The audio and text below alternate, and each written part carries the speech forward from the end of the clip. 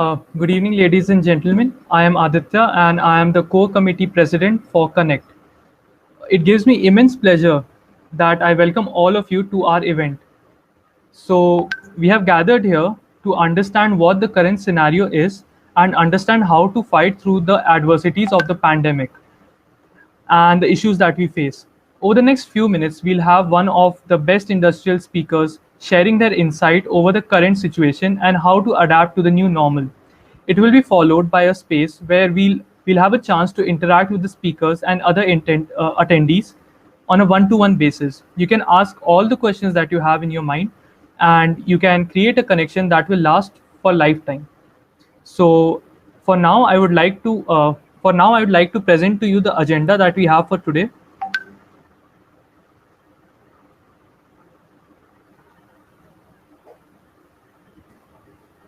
Yes, so there will be an opening speech for 5 minutes. It will be followed by explanation of the platform AirMeet, because it's a relatively new platform and we don't want any of us to be even a little confused throughout our event.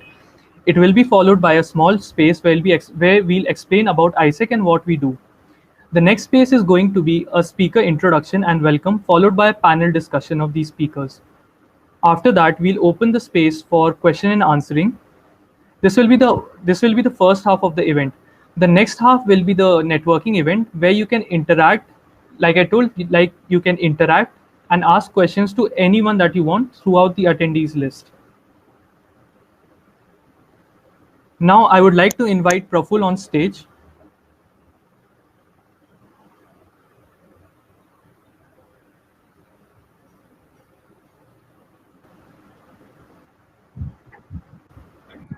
Hello, Aditya. Thank you so much. And hello, everyone. My name is Praful Kankaria, and I'm the local committee vice president for corporate sector. Plus, apart from that, I'm the executive body coordinator for this entire event itself. And I'm very delighted and grateful at the same time for everyone who's here, because it takes a lot of time for everyone to be here and find space in a Sunday, right? And throughout this event, we are just striving to ensure that every single attendee or every single person who's a part of this process itself is having a quality time throughout the event. And the objective of the event is to create an ecosystem where everyone is talking about the problems that they are currently facing, and hearing out different opinions on how we can tackle those situations in the day-to-day businesses. And at the end of the day, what we are trying to achieve is every single individual needs to learn something, unlearn something, and relearn something new through getting various perspectives and various ideas about how things can be operated in different industries.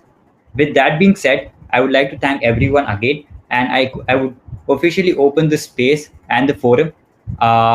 Thank you so much, Aditya. Good to go. Thank you so much, Praful.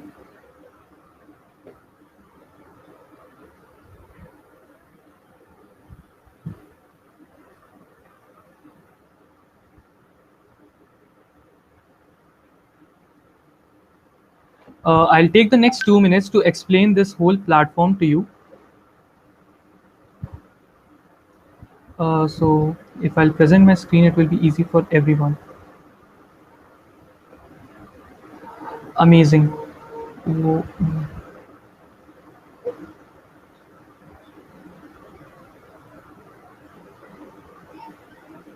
Yes, so AirMeet is a relatively new platform. So a few things are here and there, but it's really easy to understand how to use it. So basically, the very first thing is the attendees. Here you can find the list of attendees, the list of people that are there in this platform at this particular point of time, and this gets updated live. The second thing is chat. In chats, there are two options. The first one is live chat. Once you send the message here, it will be seen by everyone. This is for the live chat. The second one is for direct. You can directly send a message to a person who you want to contact personally, and then you can get in touch with them. So how to use this direct chat is you go to the attendees list, and then you can click on the three dot menu of the person that you want to talk to, and then you can direct message him or her,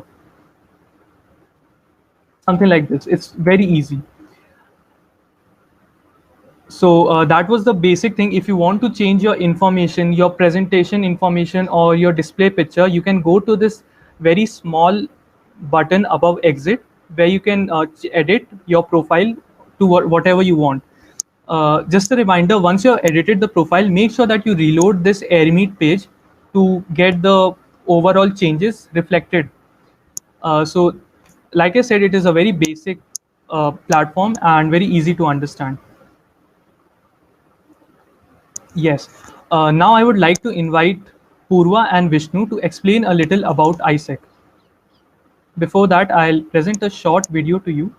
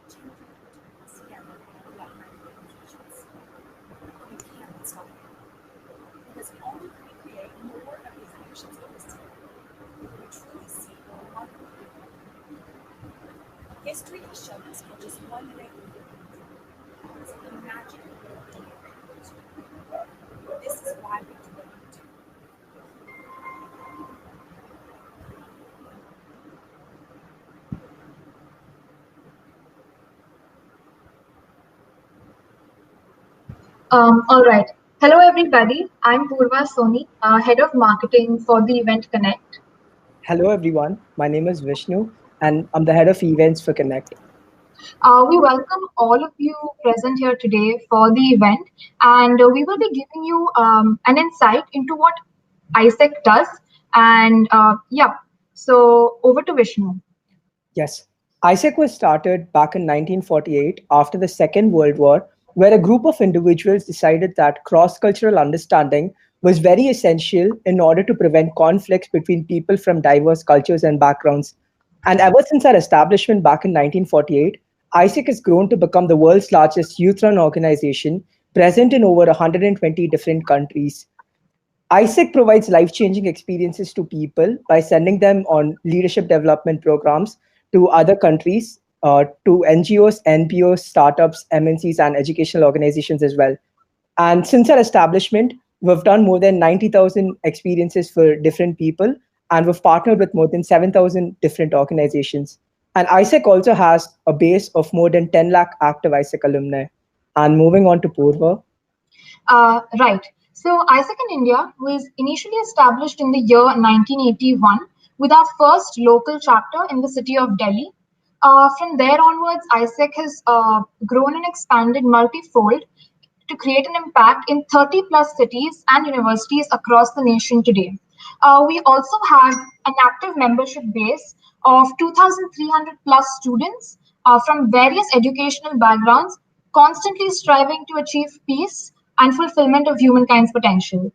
Adding on, we also have partnered up and service over 850 organizations across the network. And as of last year, we have provided 3,500 plus life-changing leadership experiences to the youth. We also have an alumni base of 15,000 plus members. AIESEC in Chennai was established in the year 1984, and it is known to be one of the oldest and one of the most reputed chapters across the network.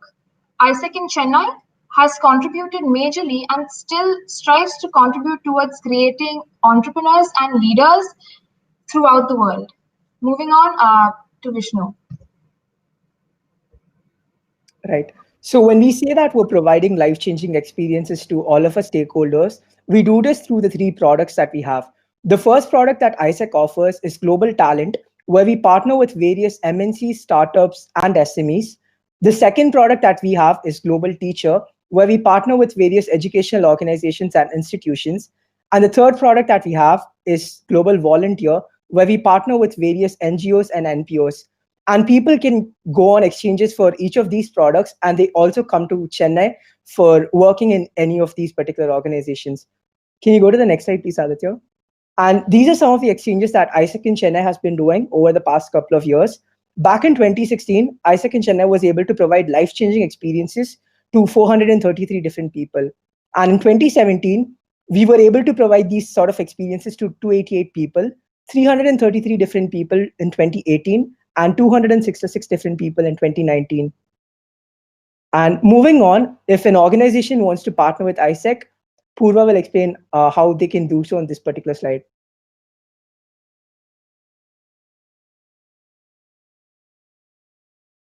I'm so sorry, but Purva, you're on mute. Sorry for that. Right. So if you're an organization looking to partner with AIESEC, all you have to do is sign up on our partner opportunity portal, which simply is partners.isec.org. So this platform provides you access to the global talent pool of AIESEC itself. And all you have to do is sign up, create your organization profile, and someone from AIESEC, and in this case, AIESEC in Chennai, will be sure to get in touch with you and guide you through the entire process of the partnership and give you insights on what AIESEC does in greater detail. Yep, moving on. These are some of the organizations which AIESEC in India has partnered with over the past couple of years. And moving on, these are some of the organizations which AIESEC in Chennai locally has partnered up with in the past couple of years. Right. So on the screen, we have our National Board of Advisors for AIESEC in India. And these are our local Board of Advisors for AIESEC in Chennai itself. Right. So thank you very much for paying an ear to the space. And I hope that all of you have a great time this evening. And if you have any queries, please feel free to join the AIESEC table in the networking space itself. We will have fellow AIESECers there to clear your queries and answer your questions. So yes, with this being said, we hope you enjoy the event. Thank you very much. Thank you so much, Purva. Thank you so much, Vishnu.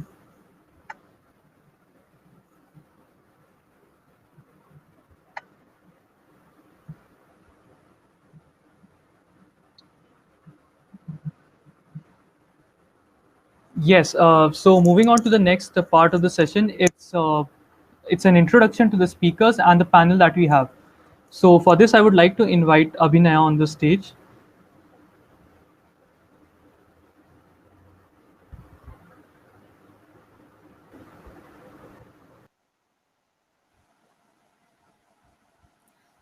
Thank you, Aditya. Hello, everyone. This is Abhinaya, Core Committee Vice President of Partnership Development for the Event Connect. So this discussion will be propelled by a panel of business experts who will be discussing various intricacies involved. We have Mr. Neeraj Kapoor, is India's greatest brand builder, recognized at the global stage, and also a founder of Startup Secrets and Startup Business Academy. Mr. Kapoor's mission is to enable and empower entrepreneurs transform their startup dreams and also offers world-class business consulting and education that combines mental, physical, and emotional mastery to scale up startup business using brand image. We have Kavita Jindal, who has 22 years of entrepreneurial experience and founder of Avocado Tree Digital, which solves the lack of digital strategy, and also invited to run workshops on digital strategy across Asia, and is the subject matter for an online course in content marketing certified by MICA. And the panel will be moderated by Mr. Samar Singh Shekhawat, who's an independent business consultant and a startup advisor. Mr. Samar has 32 years of experience of marketing, sales, and P&L function, and worked on several projects across the world and also built business across multiple categories and markets through a strategic approach and effective planning. With this, we would like to invite the panel to the stage.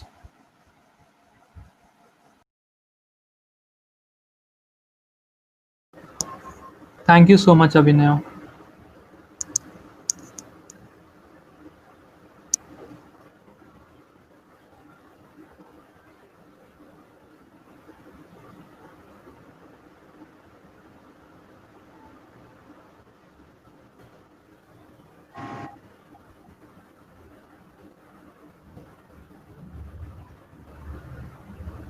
So, am I audible, guys? Yes, sir, you're audible. Congratulations. Hey, good evening to all of you. It's been a pleasure listening to young, talented individuals this evening, and looking forward for some exciting stuff.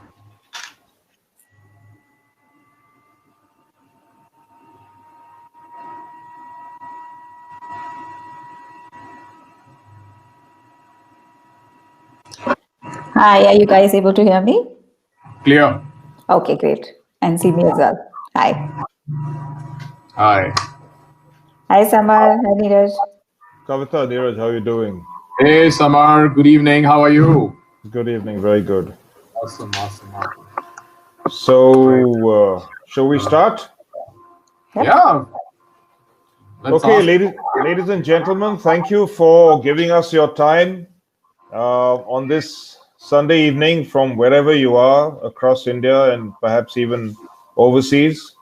I know those in India would be looking forward to the IPL game today, but I can promise you that we can give you fireworks and knowledge and hopefully some entertainment and enlightenment before that. So, without further ado, I shall move on to the panel discussion. I'm not sure whether my colleagues actually introduced Kavita, but if they did, I missed it. I'm not sure they introduced it. Kavita is a friend of mine. She's based out of Bangalore. She's been in the digital and startup ecosystem space for several years. She's founded a company out of Singapore, and she also runs it out of Bangalore. She is the mother of two lovely children and lives in a huge, big house on the outskirts of Bangalore. I don't know where, somewhere in the jungle. Neeraj is, of course, based out of Bombay, and so we'll get along. So, Neeraj and Kavita, thank you for doing this. I'll start with you, Neeraj. You've been a senior business leader, a senior business management leader who has worked across several industries. And in the course of your career, you would have seen multiple shifts in business. Now, what is this new normal? What are your thoughts on this new normal that everyone seems to be talking about? Yeah. So, thank you so much, Samar. Welcome once again, Kavita. So, very quickly, the times that we are living in, and what we call, it's become a cliche now, the new normal. The reality is the times have always been changing, but over the last, if you see the entire, generation of the last 100 years or 1,000 years, change has always been there in our life. So we evolved from cavemen to the Iron Age and the Gold Age and all these things. But change acceleration speed has increased considerably over the last few years. If you see the last 10 years itself, the change has been really very fast and very, very effective. So what used to work earlier is not working now. The problem or the challenge that we have now as the new normal is that the change is happening at a very, very fast speed. People don't really know how to handle that. And if you are a businessman, like if you are an entrepreneur, it's time for changing, but it's changing is not going to work for you. So what you have to do is, if you are going to play by the old rules, it's not going to work for you. The time is to reinvent, to break down. And like in LG, when I was there, we were building this billion-dollar brand. We used to call it TDR, and TDR is all about tear down and re-engineer. It is time for each one of us to actually look back, see for ourselves what are the systems, what are the things which are not working now, and you don't have to repair them anymore. Those systems need to be done away with, because the rules of the game has changed. In fact, the game itself has changed. And when the game has changed, like we can see for ourselves, the consumers pattern, the online pattern about 10-20 years ago, people were going to market and buying it out. Things like Big Bazaar came into picture. Big Bazaar became a big brand. What happened? Like online came in, it became the first dent. Flipkart, Amazons of the world, they actually started to nibble away the market of Big Bazaar kind of big brands.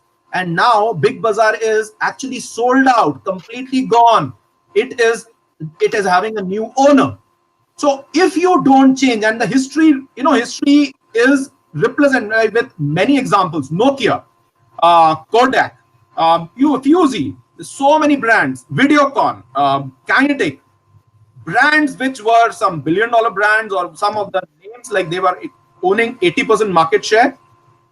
When they don't change, they wither away. So for those of you who are entrepreneurs in the space, and young entrepreneurs or old entrepreneurs, it doesn't make a difference. Everybody, the new normal has put everybody on the same level. Everybody is on the same level, whether it is Ambani or whether it is a person on the on the street. The level of technology, the level of information that you have is the same level of information that everybody else out there has. The question is, what are you doing with that information? How are you using that information to rapidly accelerate and move your business forward? So for those of you who are in jobs and who are in, like I typically say, like if you are an employee, you are an intrapreneur, like you are helping your entrepreneur to make money. So if you are an employee, it's time for you to see that one single source of income is not going to work for you. You got to start having multiple sources of income. Maybe it is time that you pursue your dreams and move forward in your life, right? So wherever you are in your life, whether you are a student, whether you are a professional, whether you are a businessman or an entrepreneur, it's time to reinvent, rewrite the rules of your game. Neeraj, thank you. That was very powerful, very passionate, very evocative, but ultimately extremely practical advice from someone who's worked for over 3 decades in different business segments, in startup organizations, in steady state organizations, at senior leadership level. So ladies and gentlemen, I hope you made a note of what Neeraj said. I will now come to Kavita. I'm not going to ask you, Kavita, when COVID will be over, when a vaccine will be found, but I will ask you, as a business management leader who has worked both in India and overseas, and especially with new age or new economy companies, what are your thoughts on what a post-COVID world would look like? Thanks, Amar. It's a very heavy question. Just to add to Neeraj's point, I think the new normal is actually, we are in 2025 or 2030 in 2020. So the speed of change is making us question a lot of things. To answer your question, honestly, no one really knows. We are still in the middle of the storm. All health experts continue to send out very dire warnings saying that, winter is coming, literally. And but having said that, what I am seeing are good green shoots of a post-COVID world in which certain core tenets of our existence will be questioned, and we would probably do a little bit more soul searching, both as organizations and individuals, to find out how we are able to develop more resilient organizations. So if you look really closely as to the companies that are in dire circumstances, and if you look at companies which are thriving, you will notice that the companies that are really in dire circumstances were built on very low or very weak foundations, or were already in a place of disruption, whether it came to their product or their customer or to the relationships that they had. Businesses that are actually thriving, like e-commerce businesses, pharma businesses, tech businesses, the ones that are actually thriving, and I kid you not, we have tremendous amount of volume of work happening at this time in terms of technology. And in that space, again, we are building around the 3 core tenets of it is product, customer, and relationships. And I would say this for all sizes of organization. If you are starting off today, if you are a student who is figuring out life in the next 2 to 4 years, or if you are already in a space where you have a product and you are looking at customers, please ensure that the juxtapositioning of these 3 elements of your business are very, very powerful and strong. Don't worry about marketing. Don't worry about creating, the paraphernalia around your product, but look very hard at your product, because now when every person is going to question the money that they spend, your product has to survive that questioning. If I'm planning to buy, product from company A and from company B, it's a simple value proposition comparison that I'm going to do. So in the post-COVID world, I expect to see a lot more better products, lot more sensitized behavior towards customers. In fact, what is very nice to see now is that even the companies that took customers for granted in the past have suddenly become very sensitive towards their customers. And I'll talk about it in one of the questions or one of our discussion points as we dive into this more. And relationships have become important now, whether it is within the organization or outside the organization, those have really become critical. So in the post-COVID world, I think we will step away from pure media marketing, dog eat dog kind of a world, but we will become more robust when it comes to our own existence as well. But of course, people can say that it sounds very broad based, but start questioning at your product and customers, and you'll find lots of areas where you didn't go earlier just because you didn't think it was critical enough. But COVID has made us realize how critical they are for survival. So I feel that is one huge shift that we will see. And also the other shift that we will see in the post-COVID world is that we will see certain amount of consolidation of businesses. And at the same point, we will also see certain lines of businesses disappear, which is how it is. The extinction will happen. Certain old school businesses will not be there anymore. So whether it is the discussion between the Kirana shop versus the e-commerce giant, etc., which we know we are all very close to right now. But it is going to play out very interestingly, and the customer has now a very significant role to play in the post-COVID world. Okay, winter is coming. Clearly, Kavita is a Game of Thrones fan. And yes, winter is coming. The problem with moderating someone like Neeraj is that he answers the next 2 or 3 questions that you planned for him as well.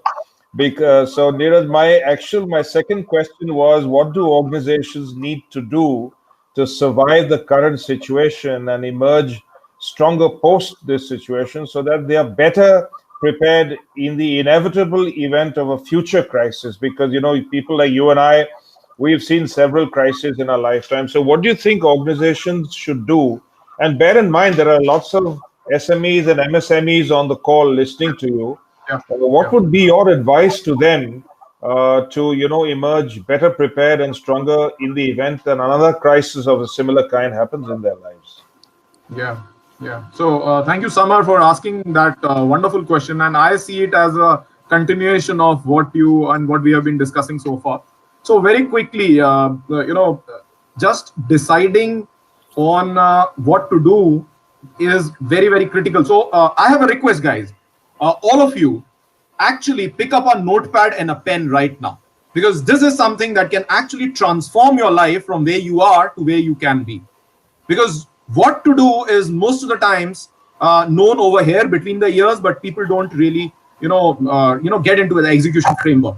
So number one, I hope you have all picked up your notepads. Number one, you need to be open for change. Because if you are not open for change, if you are just playing by the old rules, and if you think, if you are living in that wishful thinking, in that, Disney's Cartoon Network, that, things will work out. It's not going to work out. You got to make them work out. Like cows don't give milk. You got to extract milk out of cows. The market is not going to change for you. You got to change, and you got to adapt yourself to the market. So number one, be open. Open up yourself. Open up your thinking over here. Because the challenges that you have on your hand, you cannot solve them with the current ability that you have got. So whether you are a big businessman or a small businessman, a SME or a big brand, it doesn't matter, because as I told you earlier, it is a level playing field now. You need an external support. Be open for that. Like in sports, we all know that Sachin Tendulkar became Sachin, the greatest batsman in the history, because of, not just on his own, but because he had someone to guide him, to coach him. And that's the most important part, that we all know that in sports, there is something called a coach. But how many of us actually are aware? And this is the reality. How many of you are aware that in films, there is a coach, there is a guru. In any domain, yoga, there is a guru, there is a coach. how many times have we opened up ourselves to the world of business that you are in and we are in, to a coach? Like right now, when I'm talking to you, I have a coach, or I have multiple coaches from across the world who are coaching me in terms of those fine-tuned points. It is not the big things, it's the fine-tuned stuff that you need to do to just turn the 1.5 degree left or 1.5 degree right to get to your destination. Like I have been a marketing man for Go Air. At some point of time, I launched the brand Go Air. And I know that when I was in the cockpit, and of course, we can't say this officially, but the pilot flies the plane and it's the same runway from where the plane takes off. And when the plane takes off, it just takes that 1.5 degree turn and reaches Tokyo, or 1.5 degree turn to reach London. It is the same runway, guys. So the ingredients are there. You got to open up, reach out to those people who you believe have or resonate with you, resonate with your set of values, because you are looking for something. You have a certain product or a service. They can provide you, and first you have to do the exploration part. You have to do the homework. Nobody is going to feed it to you. When you do the homework, then reach out to those people and see if you are a good fit. If they are a good fit, they will also check that. Nobody will help you like that. But at the same time, be willing, reach out to the right people, be open to the inputs. Most importantly, be coachable. And then when somebody is willing to hold your hand and take you to the next level, I think your 80% problems are solved. Like 80% of the battle is already won. It is only the balance 20%, which is the execution part. And when you put the impeccable processes in the execution domain, success is guaranteed. Like there are no failures.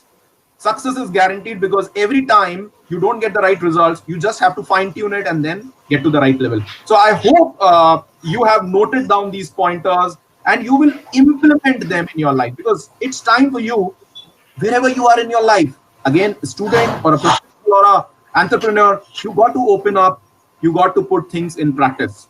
I hope this has answered your question, Samar. Yes, thank you, Neeraj, for that. And, anyone who believes that 1 degree doesn't matter, apart from the aviation example that Neeraj gave, ask a golfer. If there's a 1 degree change in his or her swing, the ball will either fade or draw beyond what you wanted to do. But Neeraj, thank you for that. Kavita, I'm going to come. I'll just add up one practical example so that people can relate to it. And example, because see, one man had 2 sons, and one became a chota bhai, one became a bhai.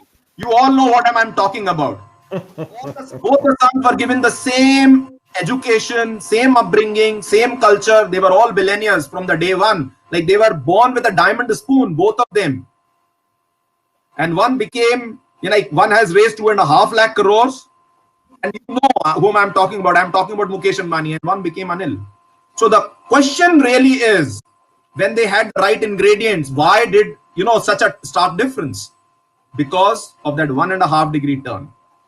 And I think, that is very true, Neeraj. And I also liked what you said about execution. I think that determines the difference between, not only in sports, but I'm a sports person. We've all played it, not only in sports, but in business as well. And especially true for a country like India.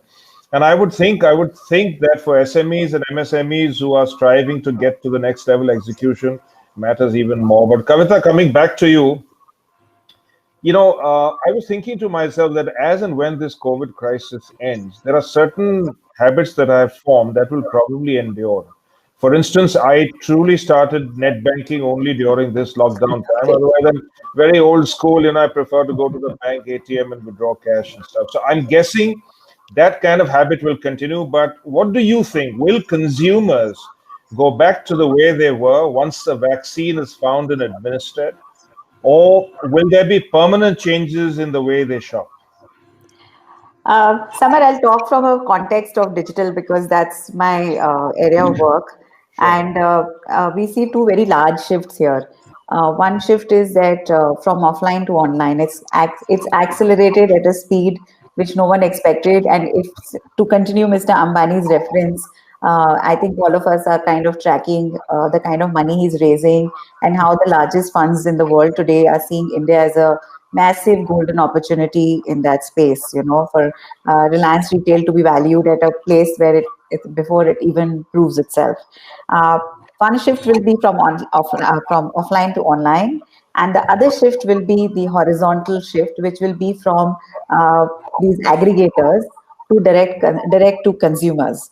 You will have also, if you follow digital sales, you will see a lot of businesses wanted to start knowing their customers, so are wanting to sell directly, not give margins to platforms such as Amazon, Big Basket, and Flipkart, etc. Now, the other shift we will see, which will sit on top of these two shifts, will be the wallet and the basket size, how we will buy. So one of the, if I have a lot of numbers to prove this, and we are seeing a tremendous amount of growth on microtransactions. Because what is happening is that delivery, which was earlier a chargeable service, is now becoming like a de facto or a seamless expectation. Like, I don't think, like Dunzo in Bangalore has kind of made us forget about even thinking of, that delivery is a challenge, and all the platforms and the direct to consumer companies are now working with delivery as being very seamless. Now, the other part is that the customers' expectations have actually also changed.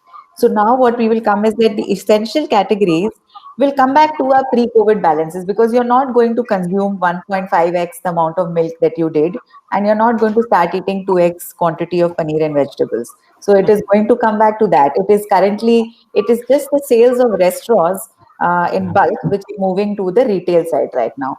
But what we will see is the non-essentials will have to work very hard to prove value proposition, and that's where I talk about. I would assume a lot of folks here would be dealing in some kind of product or a service, and they may not be essentials, so the value proposition will be very questioned. Of course, the outliers in the luxury category will continue to be outliers, so if in China, when the lockdown started to ease off, LV had, the big large brands suddenly had huge bumper sales, because people were going out and doing revenge shopping. So those are all outliers. They are one-off instances that will happen. What I genuinely expect, and is going to be a huge positive, is the disruption in customer service due to these shifts. And I just touched on it briefly in my previous questions, but I am actually dealing with clients now who are extremely sensitive to the end customers, and this is going to be something that will keep customers online. So you will not see the ones. So now that Samar, you are experiencing net banking, and you find how easy it is to do something that took you 30 minutes earlier, and the fact that you can probably have live help when you are doing net banking, you are unlikely to go back to the bank as many times. And that customer service is what's going to create a sense of stickiness. And as we know our customer more and more through the data capturing part of it, we will also serve customers better. We'll be able to we'll be more personalized and things like that. So I see this huge shift. Now, of course, to keep it sticky there, I already see, in fact, in my own community, I know I don't live in the forest somewhere, I live in a community. So I see a lot of people around me, they've moved away from Amazon and Big Basket, and they've moved to an application called Super Daily, where they are doing microtransactions. They are getting smaller transactions. People are also aware of their own consumption now. Suddenly they're looking, because let's be real, a shrink of 20% in the economy is not going to leave anybody untouched. Everybody is looking at what they're spending, whether you have a 6-digit salary or a 3-digit salary. Everybody is looking at what they're spending. And brands who were very cavalier about their customers earlier, like I used to have run-ins with certain brand, certain aggregator quite often. Suddenly the customer service from them has changed dramatically. So this part is going to be the one big plus of which will keep users online, and it is also going to make the brands who are not doing it, then those are the ones who are going to lose out and probably be inched out of the market. So knowing our customers intimately is the biggest shift that I'm seeing at this time. Very interesting. I mean, one would think that what Neeraj and Kavita are saying should have been applied in any case during normal times for business as well. But there seems to be more dialogue and emphasis and discussion on this during these times. Shakespeare said, some are born into greatness, some acquire greatness, and some have greatness thrust upon them. Yeah. In many ways, the customer service that you're referring to, if you go to a jewelry store today, for instance, they are being forced by legislation, for instance, to everyone's wearing masks, everyone's doing you have to sanitize, they check your temperature, and so on and so forth. Now it's very interesting what you said. In doing so, they are, this is something that has been mandated to them by the government and the health ministry.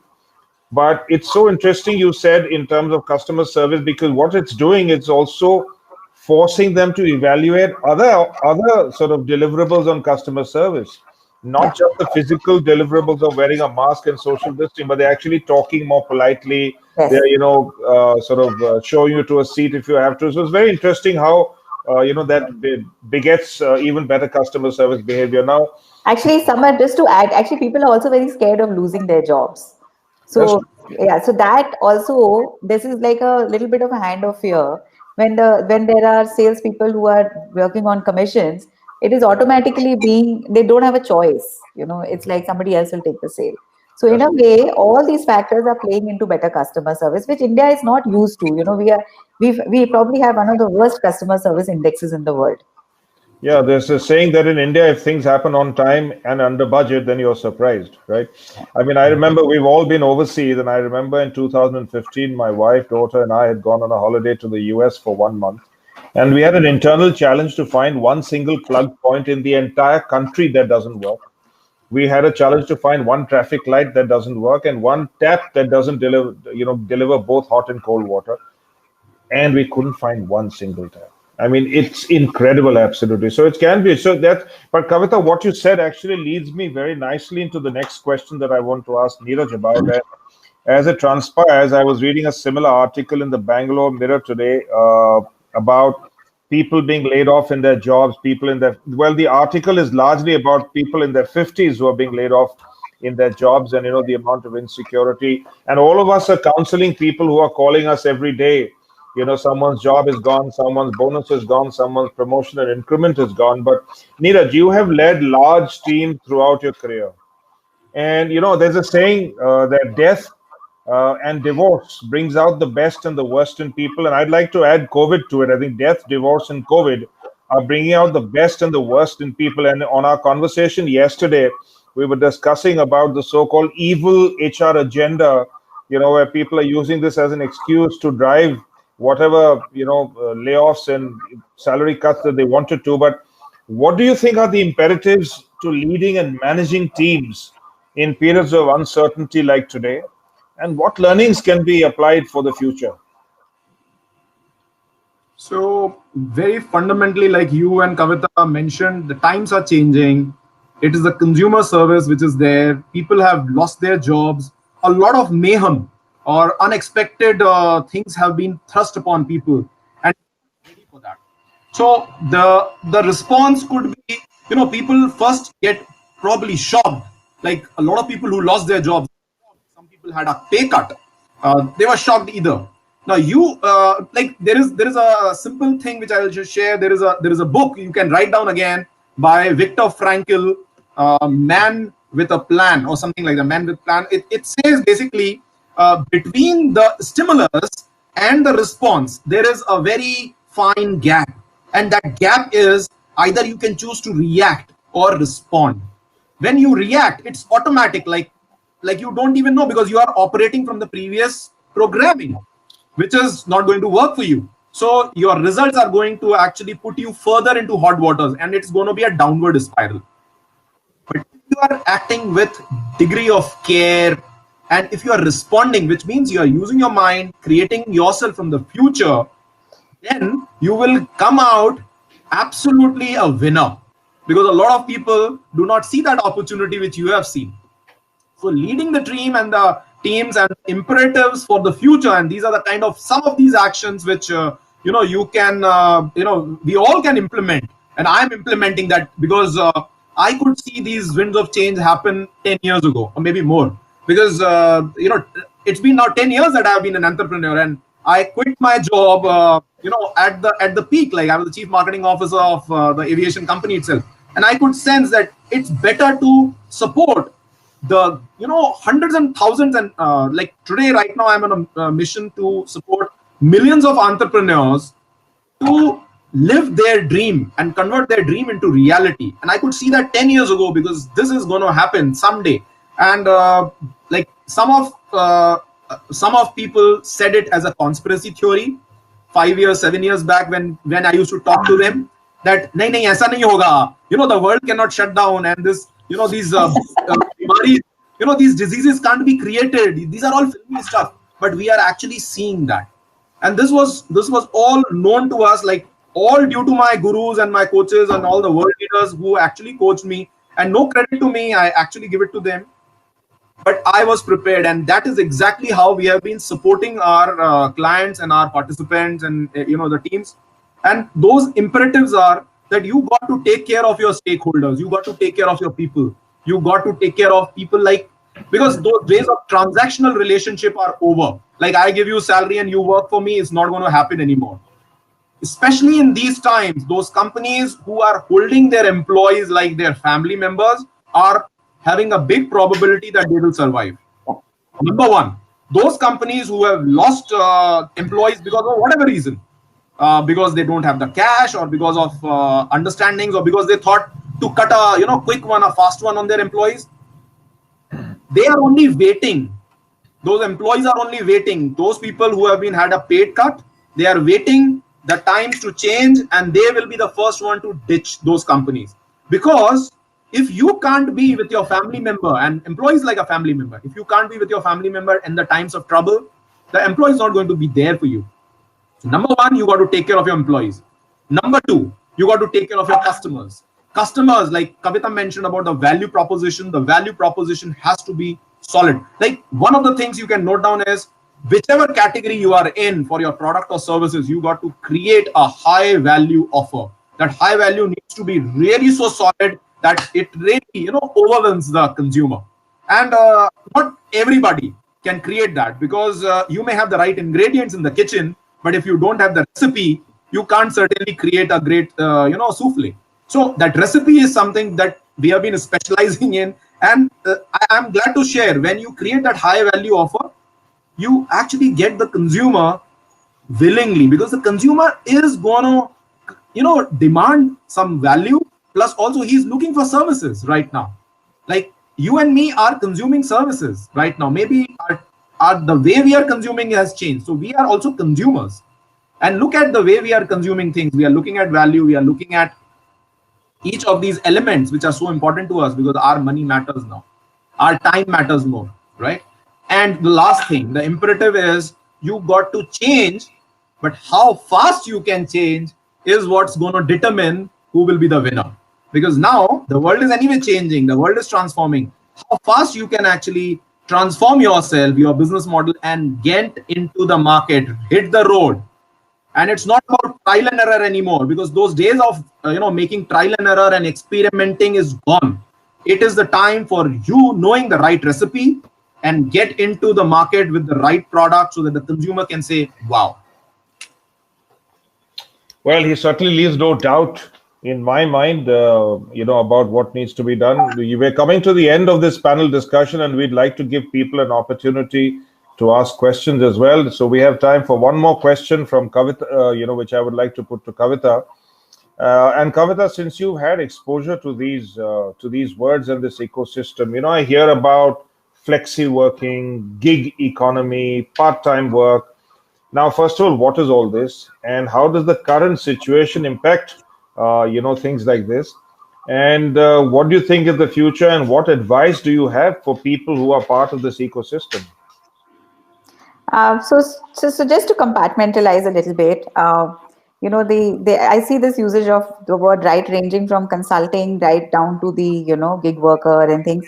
So they are actually very, very different things. A consultant can earn up to $200 an hour, and and somebody who is a gig economy worker in India. Gig economy workers are actually, even the delivery guys are called the gig economy workers.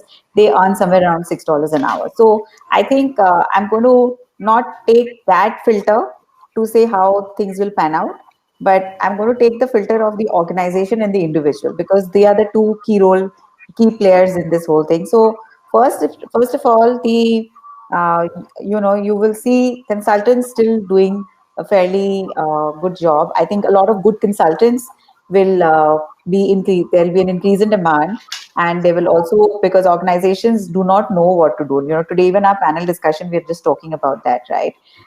So that will come into demand. A lot of I wouldn't say future predictions, but a lot of thought will need to be put in, and for that consultants can see an uptick and an upside in what they do.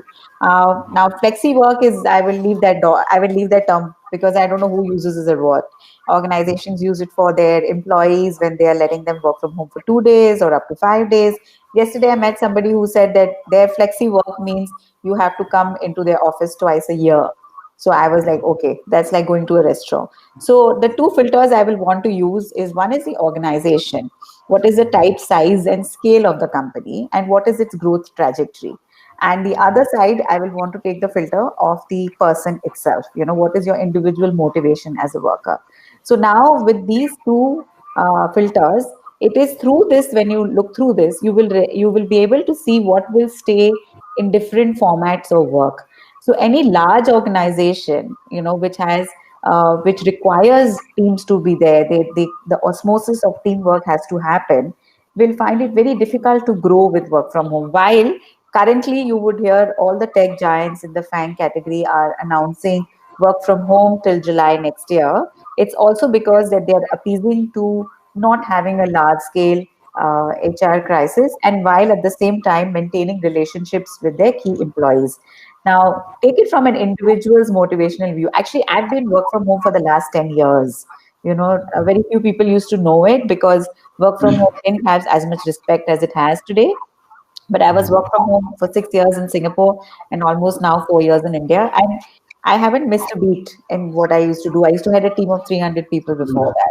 So this was my personal motivational to shift into this model, and it works for me. So if it is going to work for the individual will seek out organizations where they find this as a fitment. So individuals will be less motivated to only work for certain brands, but they will also be more cognizant of what it fits. And then I trickle down to the small to medium organizations. Growth is very, very difficult if you are all work from home.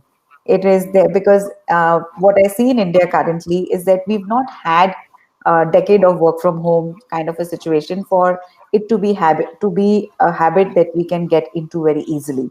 So that is a huge challenge. We have infrastructural issues at home. There are a lot of people living in the same house. You don't have a separate area to work, things like that. And also the mindset. Work from home requires a certain level of discipline. It requires a certain level of commitment to your job. And it also requires a very hard attitude to, ensure that you're growing. Because the only opposite of growth is the de-acceleration of it. So based on these functions, we will see whether people will really genuinely be home and work from home on a permanent basis. You cannot replace the cohesive energy of teams. If you're a small and medium growth focused organization, you will grow on the basis of each other. So right now, I wouldn't consider work from home to be like a silver bullet. We tend to have this habit of looking at things which are new and shiny and say that, okay, this is our silver bullet. It's not. We should also be mindful of numbers, because our economies wouldn't have shrunk so much if work from home was really such a brilliant solution. So be very, very mindful of who you're aping. Don't ape somebody's HR policies and things like that. Try to make it work for yourselves. See who's whether that individual can genuinely work from home. What is his productivity? Is he really delivering value to you? Is there something else that the person is wanting to do, and therefore he would deliver value? So this is a very personal choice. So when you put these two big filters, you will see a very small segment that will still thrive in that space. And for the ecosystem that exists today, it has to be again a very thought through process. And we will evolve a lot in that space as well. We are currently evolving into this space, and well, consultants will always probably be work from home or from remote work, or on satellite offices. But we all need to go back to teams and offices at some point. I'm quite happy, after almost 10 years of remote work and working from home, I'm quite looking forward to the day that I can actually walk into my client's office and spend the entire day there. So that's like, I'm sure Samar, you'll agree, right? Well, I've seen you at a client's place, I remember once. But yeah, thank you, Kavita. We've run out of time, but we've started getting questions. And both Neeraj and Kavita, we've got some amazing responses from all the sort of attendees. I have the first question. I don't know, Aditya and, Praful and Abhinay, I don't know whether you want me to start taking the questions, but a gentleman called Aman Bisani has asked, how do you discover your niche? Now, I responded to Aman saying, who is the question for? But Aman, I think, hasn't responded. So maybe Neeraj, I'll just come to you. Aman Bisani, Manager Corporate Relations of AIESEC, wants to know, how do you discover your niche? Brilliant question, Aman. Niche clarity is the first thing that is required, whatever that you want to do in life, at whichever stage in life you are in. So in order to make it simple, crisp, note these down. If you want your niche clarity, what you want to do is, first thing that you need to start is, you need to know what your heart desires. Like, what are those things that come from your heart? Just write them down. What comes to your heart? And those could be things which, we all have seen Three Idiots and stuff like that. Whatever comes to your heart, no evaluation, no judgment, just write it down. It could be music, singing, delivery. What are you good at? Like the next thing, what are you really good at? What are you competent in? What are the skills that you have developed? So you like talking to people and you're great in selling or marketing. Like, there is something definitely there for you. So what are the things that are coming from your heart? What are you really good at? That's the second thing. The third thing is what the world needs. You need to look at all those opportunities of, little windows of opportunities which are there around you. In fact, now this is again big that I'm sharing with you. Note this: 70% of the businesses that will be there 20 years from now are yet to be invented. Guys, this is for you. If you are a young student and a professional, this is for you. You got to think of what the world needs. Think of that specific pain that the consumer is going through. And if it matches with your heart and what you're good at, that will bring to the fourth thing. What the world is ready to pay for. If the world needs something, you have the desire in your heart to do something and you're good at, but the world is not ready to pay for, I'm sorry, you can continue to do it as charity, but that's not what's gonna, bring burn the kitchen fire, right? Your place. So you got to be very clear, the fourth thing, what the world is ready to pay for. And if you can create these four things clearly in your life, guys, my good news is you have niche clarity in your life. What an amazing answer. In many ways, Neeraj is talking about the Japanese concept of ikigai, which I would highly recommend all you young people to read a book called Ikigai. By the way, Aman, thanks you, Neeraj. He's written, noted, sir. Thank you so much. I'll come to Kavita because I think Kavita is sort of the right person to answer this. Hari Haran, who is OCVP. I'm guessing VP stands for Vice President. OC, I'm not sure. Operating Committee. Okay, so Operating Committee Vice President, Marketing and Content Creation from AIESEC in Chennai. By the way, people from outside AIESEC are also allowed to ask questions. कोई रोक नहीं है. ये हमारी मन की बात चल रही है. So please come with your questions. So Hariharan has a question, Kavita. Do you think starting a new line of business right now would be viable? I wouldn't be able to say whether it's viable, but it's a great time to start a new business. Viability is, you'll have to go through the 4 questions that Neeraj just put through. Whether it's you're finding an individual niche or a product niche, I think you still put through those 4-5 questions.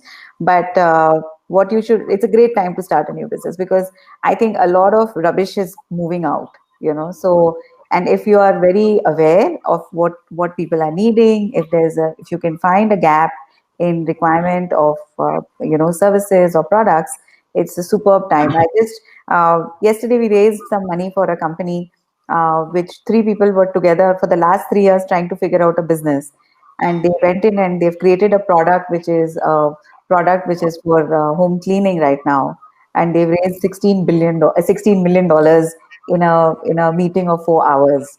Okay, because they took 3 years, right? And it was now that they hit to a product based on somebody's expertise area. So yes, great time, because we are changing, and change tends to be the perfect time to find this thing. Having said that, please do it very wisely, and please do it with some gut instinct coming into saying that yes, this will work. Because also take into mind all the things that are changing in consumer behavior, in our spending patterns, in our understanding of the customer. And if you feel that, and test it, because right now people are very open to giving people opportunities as well. I think there's a huge increase of empathy in people. So, you can see that if you come back to somebody with a idea, people are sitting at home, they're happy to listen to your pitches and things like that. So try to test out whatever you are thinking of. Excellent. Neeraj, there is a gentleman, Mr. C.S. Sekhani, Chartered Accountant, Anmol Sekhani and Company. By the way, he's already pitched for his own business on the comments. If anyone is looking for a chartered accountant, he has posted his email ID. So, Mr. Sekhani, credit to you for doing that. I think he has a question, Neeraj, which I think you would be the right person to answer. He would like to understand, how does one build a network? Wow. By the way, Neeraj has almost some 16,000 connections on LinkedIn. So he's the right person for you to be asking this question. Okay, so, building a network, I think it's a great question. Building a network is, you can look at it the organic way or the inorganic way.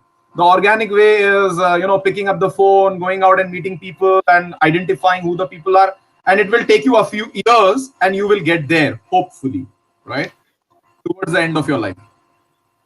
Another way of actually building the network is using the tools which are available. And there are some brilliant tools which are available which can resonate with the right-minded people. Like yesterday as in when we say a couple of years back, we used to live in villages. All the villages were clustered around some river body.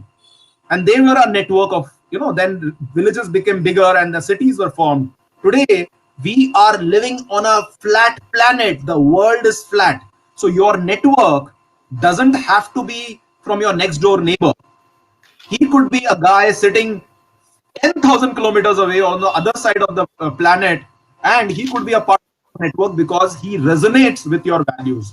So building your network means, first of all, you need to be clear what kind of network you want to build on. You need to find those right people who resonate with you. Second thing is, you use the right tools. And I can give you some tools. You can use Facebook for your business purposes. Do not go and while away your time, because your time is more important than anything else. So in no way I am a brand ambassador for Facebook. I don't use it personally for my personal work. I use it for business, right? So use Facebook, use LinkedIn. Like Sama just said, 16,000 connections over a period of some years. Like I was one of the first ones to become a part of LinkedIn. I never knew that today my world of 16,000 networkers, like everybody is on a call away. Like if I need any support, they are just a call away. So you can use LinkedIn. There are some great tools which are available in order to use these tools as well. So on top of these tools, there are more important tools wherein you can reach out to the right people, filter it out, and without sitting in, like right now when I'm talking to you, my business is happening at the back end, because that's where the automation comes in. That's where Kavita mentioned, she is into that digital stuff. And so you can use some automation tools which can increase your network to a level where you can be like a magnet and people are coming to you like iron filings. So those tools are available right now. And one last piece which I just want to add is, somebody asked that question, is it a right time? And I'm, prompted to say that I'm eager to share that the right time to plant a tree was 20 years ago. The next best time is now. So if you can use this opportunity, believe me, 3 months from now, 6 months from now, and a few months down the line, you would thank yourself You may not give us a call, myself or Samar or Kavita. It's completely fine. But the beauty is that you have taken value from it and you are implementing that in your life is the mission that we are all living, right? I hope this is clear, right? Samar, I just want to Excellent. add one Yeah, small thing please. on the networking part, because I get actually I train a certain set of people on how to build networks as well in Singapore. And one of the things that I've always heard as feedback is that uh, being helpful is the best way to build network. To if you are always willing to step in for anybody reaching out to you, it has a great way of the minute you are always open to saying yes, can I help, or would you want something, or is there, if anybody reaches out to you and says, okay, can you look at this, and doing it authentically, like I get, of course, job requests, etc., etc., all that happens. I always try to see if there is somewhere I can help that person genuinely, and Great. I have seen that pay me back at times when I have least expected it. So that part is something, and you just have to be an authentic person. I think the network builds there, and be able to listen. The two things are, one is to be able to always open to help, and the second is to also be able to listen. So these two functions, once you make the initial connect, is that what deepens your network as well. Okay, Brilliant. excellent. Since you're speaking, Kavita, we have three more questions, but I'm going to stop it at the next three. What I'm going to do, because um, there is a section, after this where you have individual tables and you're free to reach out to us. So what I'm going to do is I'm going to combine two questions for Kavita, and then because there is one question that is specifically for Neeraj, the gentleman is specifically asked Neeraj to answer the question. So I will. So JVR Rao, Vice President, DOSCO India Private Limited, has said, I would like to understand the short-term solutions during this time for the entrepreneur, keeping the long-term in mind. Question one.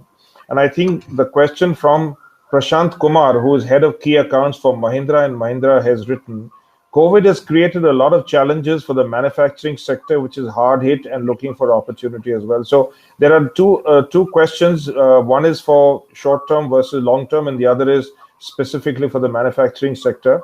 And after you finish this, I'll come to Neeraj for one more question, and then we can go to the breakout session. So Kavita, all yours. So these two questions are mine. Yes. Okay. Okay. So from short-term solutions are, you have, because the situation is changing very dramatically. One of the things that you need to keep a look at is on your daily numbers of whatever business that you are in, and see what it is telling you, and make sure that you are. If there are red flags on a daily basis that you can see, you are able to act very fast. You need a little bit. I think what has worked with a lot of the businesses we consult in is an agility to take decisions in the short term.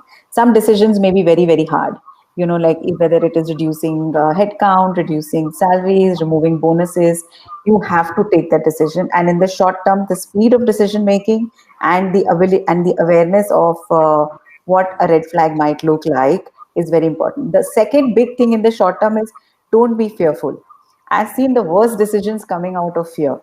Look, guys, COVID has happened. It is here. But what we've also done very badly is build fear around people's mind. If we didn't build fear, we would have, as a race, we have a lot more resilience to fight these kind of things. But we didn't build that, but we started to build fear because we were sitting at home and we were being fed by media. And that fear-based decisions are the worst that you can look at doing. So these are the three things that you can do in the short term, which are definitely going to have a very long-term impact. If you're not fearful, and if you are like taking some hard decisions at the times that you need, it's likely that you will save the business that you are in, and you will be able to pivot in a way which will sustain you for the next decade or so. But if you are going to take, and also somebody else is doing it, so I shall copy it. That never worked before. How is it going to work now? These all these copycat solutions never worked. So I hear many a times in boardroom discussions, I hear X brand is doing this, so we should do it. I said, well, it doesn't fit us. So look at things like that, and sometimes also play out situations in your head. What if this worsens to 5x? What if it improves by 5x? Play out certain scenarios, and don't be again fearful about playing out those scenarios. Take an Excel sheet and do it. We do it all the time. One of my jobs in the first thing in the morning is to look at these things. What happens if this goes south, this goes north? Let's look at those situations and figure out a game plan. So plan A and B are usually necessary. So I think that answers your long-term and the short-term questions. Samarth, there was a manufacturing-focused question. Yeah, the question is that, and I deliberately want you to answer that because you'll bring an outsider's view onto it. They're saying that COVID has created a lot of challenges for the manufacturing sector, which is hard hit and looking for opportunities. Now, this gentleman works for Mahindra and Mahindra. I'm not sure which division of Mahindra and Mahindra, but if it's automobiles, for instance, then I can understand his question. If it's tractors, I can understand. But so I'm guessing it's something to do with machinery or engineering. Okay. But he's basically talking about the manufacturing sector being hit hard by COVID. I think I got it. Again, I may give you certain broad-based responses. Happy to discuss it offline if you need to discuss that. Of course, as networkers would say, you can find us on LinkedIn. But the thing is that when it comes to the manufacturing category, I think one of the opportunities where both the government as well as companies are looking at getting the China piece of manufacturing for themselves. I don't know how well you are suited to capture that kind of a market. Are you agile enough to attract organizations to give you manufacturing jobs, which can then from China come to your division? That is one which I'm seeing quite a few organizations playing with. The other solution for that is also, these are likely to be shorter term blips. These are like a few quarters. It will be like a 2 to 4 quarter kind of a blip, because while we are moving to different engineering formats in automobiles, it is not likely that India can suddenly not need cars or not need automobiles as such. So I also think that in your business continuity planning, you would have had certain risk management solutions which are very specific to your division. So you could look at those and see where you have certain ideas when it comes to, let's say you have 25% sales in 4 quarters. So now that's like a really bad situation. So what would you really do? Are you going to shut down? So I think Maruti has done that, has closed a certain number of units, etc. And at this time, if you brought in your employee relationship management as well and made everybody aware of what you're doing and why you're doing and maintained transparency around it, you would see that there is good chances of surviving this as well. So again, sorry, these may sound very broad-based because I don't know specifics, but happy to take it offline as well. Yeah, so as our thinking was correct, Prashant has responded. I am with automobiles, trucks and bus division. Okay. Prashant, you should be smiling because the automobile industry started recovering from August and September, right, and they're almost back to pre-COVID levels. Okay. Yeah, the last question we have for this session before we break out into our virtual rooms, and this gentleman, Naveen Gupta, who is GM sales of Raheja Universal. Now, I don't know which is it the real estate Rahejas, but the question he has is work from home is a common phenomenon in the ITES industry, but now work from anywhere, he's calling it WFA, is an emerging phenomena in IT or in the consulting business. How is it going to affect our future office culture? I think Kavita mentioned some things about it, but I think the gentleman wants to hear from you as well. So Neeraj, all yours. So work from anywhere. If he is from the real estate sector, Raheja real estate. Not sure. Now this could be $1 billion opportunity for you. Specifically, you ask this question. If you can implement that, the cultures have shifted, the games have changed. We have all discussed that. Now, work from home is a reality, which was looked upon as an exception earlier, is a norm, right? Or the new normal that we called upon. The projection for the future is that from cities, there will be an exodus of people who are going to their native villages and setting up their own beautiful IT-led homes. Like about 7 years ago, Modi ji said something very important, that the world is shifting from highways to highways. We might have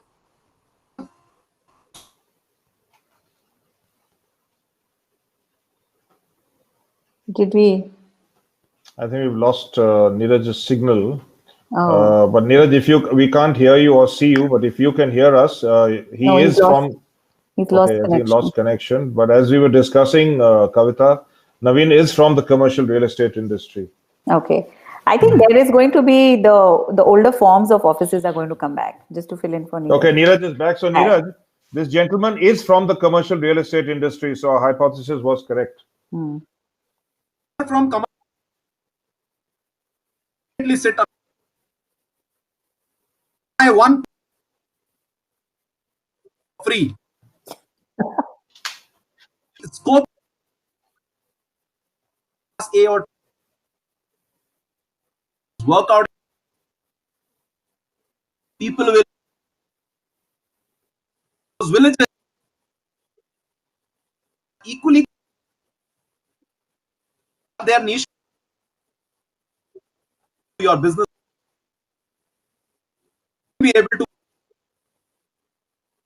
mastery.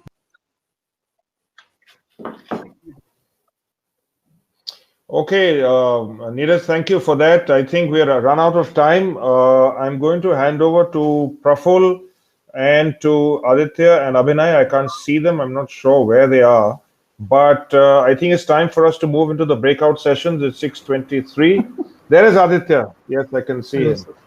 Aditya, over to you. I think we've done that part of it. I can't hear anybody.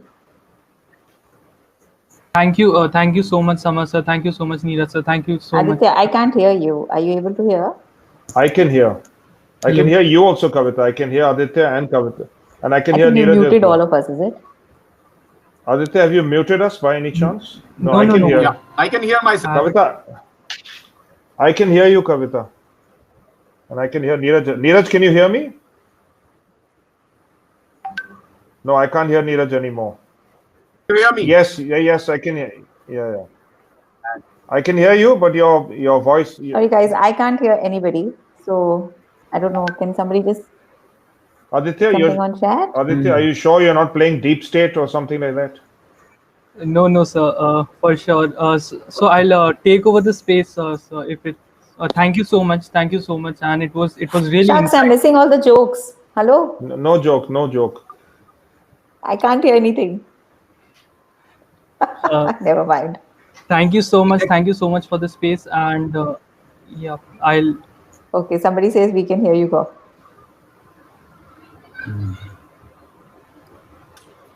Yeah, go ahead, Aditya.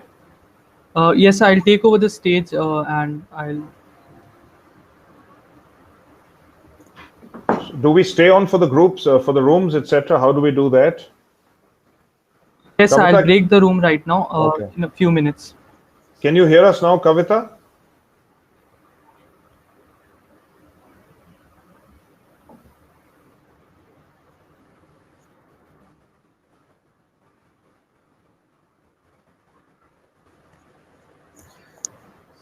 So yeah, I would again like to thank our panel of speakers. It was really insightful. I had written down like one and a half page of all the ideas, even though I'm a student, but it was really insightful. But as of right now, I would like to call on to the stage Mansi, and she would officially close the first half of the event. That is, yes, Mansi. Good evening, everyone. This is Mansi, Head of Events. It's been an honor to be among such accomplished individuals. I'd like to take the time to thank the attendees, the partners, and the speakers who made this event a truly special one. As always, the current pandemic is all about adapting and innovating and having redesigned the agenda from the ground up to ensure that we could bring the most pressing industrial topic on the table. I would like to say a particular thank you to Mr. Samar Singh Shekhawat, who is one of the greatest moderators. A special thanks also goes to the fantastic speakers, Mr. Neeraj Kapoor and Kavita Junjunwala, for giving their insight on the topic, adapting to the new normal, and for giving us a way forward in this time of pandemic, for making our companies and organizations more sustainable. With this, we officially close the first half of the event. The speakers will be available on the tables 1, 2, and 3. If at any point you are not able to ask any questions to the speaker in this part of the event, please reach out to us. and we will translate the questions to the speakers, and your queries will be answered. If you have any query related to AIESEC, you can join the AIESEC table. We hope you have a great time in the second half as well, and you interact with a lot of people. Thank you. Thank you so much, Mansi. Thank you so much. Okay, so like Mansi told, we'll be breaking out into the social launch where there are a few tables. I'll name few of them. One of the tables is speakers. You can jump to that table. So I'll give you a basic idea. To jump to the table, there's an option called join.